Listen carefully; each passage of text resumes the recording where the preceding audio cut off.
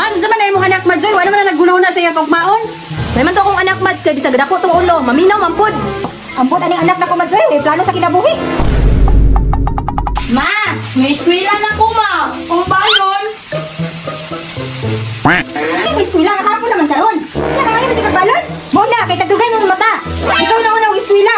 Karon, hapo na. Nya, kasunod pa kaya sa inyong isa. Mama, dagan kay Glowyong. Dagan na gusto balon. May eskwela na ko. Dili man na masugo si teacher. Man, sa man ay mong anak mads, wala man na naggunaw na sa iya kong maon.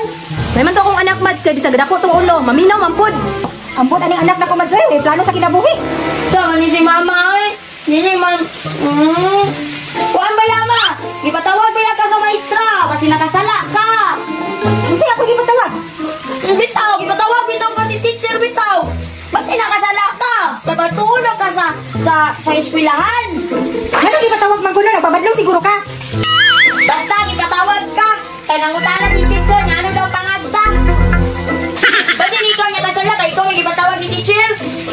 Mamay. Ikaw ba, buot yung istorya ba? Pahawa na ko dali, pagod akong niluto nun. Mamay, nagay ko yung nagatigil, be. Da, gabaan na itong kuya kay sirok man. Da, tagang, pabadlong pa. Da, gabaan na inong ka. Ako na nito, kasamok-samok na di pa sa kong trabaho ba? Pwede niya tusa. Habi man akong bugnog ng iluto ni mama. Ano mga